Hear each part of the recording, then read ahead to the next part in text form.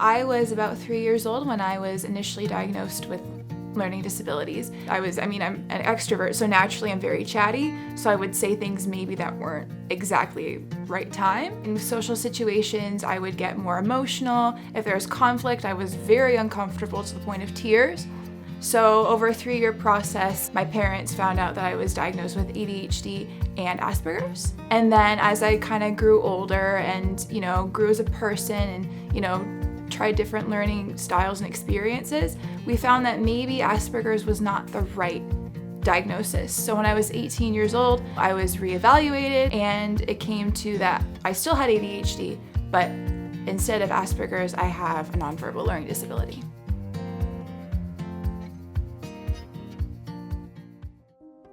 My name is Abby. I'm 21 years old. I live in Oshawa, Ontario, Canada, and I have ADHD and NVLD, which stands for a nonverbal learning disability. Nonverbal communication is difficult, timing things, and even sometimes recognizing space is difficult. I used to have a tough time reading body language, and I still do sometimes, but not as bad.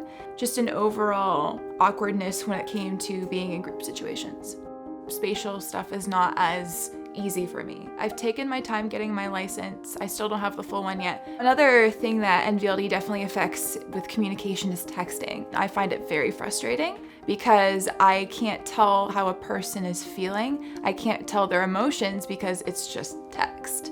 A lot of the time I'll misinterpret it and think that someone's mad when they're actually not mad, they're just texting. In school, I struggled with math. It was hard for me to really understand how numbers worked and especially a lot of the rules.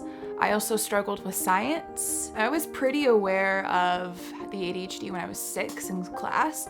The fact that I would try to focus in on what my teacher was saying, but then my brain would go somewhere else. And I would just go on, and I would miss almost the entire lesson. When Abby was struggling in school, both elementary school and high school, it was pretty excruciating on a couple of different levels. Seeing her suffer with frustration. She was taking piano and voice lessons, and she would talk through practicing instead of actually practicing, and I just knew that she was developing a complex, I guess, for lack of a better word, and feeling limited, feeling like she couldn't do things if she couldn't do things perfectly. So it literally felt like nailing gel to a wall. It was almost impossible. So I have a couple nephews that have been diagnosed with Asperger's, and when Abby was diagnosed with it, I noticed a distinct difference between them. And so I didn't really believe the diagnosis at first. I was 18 when I got reevaluated. I went into the psychologist's office and he said, "You don't have Asperger's," which I was kind of expecting.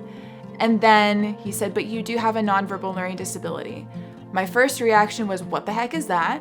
It was difficult to see her struggle through the rediagnosis. One thing I remember her saying is that I've carried this label with me almost my entire life. I don't know if she had certain expectations of herself because of the Asperger's diagnosis or what, but the adjustment was painful for her. I thought I had Asperger's for 13 years. The whole idea of having your identity wrapped into having learning disabilities is sometimes it almost stops you from doing things. I can't do this thing because I have ADHD, or I can't be in this social situation because I'm not gonna read it right. It's normal, but that shouldn't let you wrap your identity in your fears. It freed her up. She allowed herself to be encouraged to find level ground. I started to understand myself more. I started to understand, okay, so that's why I do things. That's why when I was little, I was incredibly socially awkward. That's why I was insecure when I was a teenager. One thing I love about creative communication is it's not boxed in. It's more the box is open and there's colors and shapes coming flying out of it.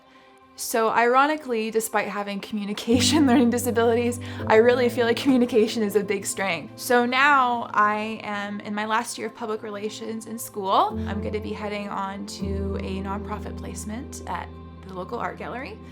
And on top of that, I am working for the school under the student affairs department doing marketing communications. I love giving presentations. I love talking with people. I love communicating through being creative. As I've gone through life and have gained skills, writing has become an absolute love of mine. I wish the one thing that people knew about NVLD is that we don't really mean to not understand what you're saying.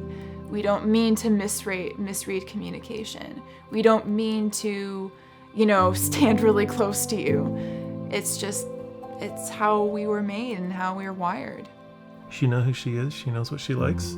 She's forging her own path in life where she's learning to figure out what it is she's going to do, where she's going to go, and what she likes to do. And it's really cool to be sitting on the front lines and watching her grow.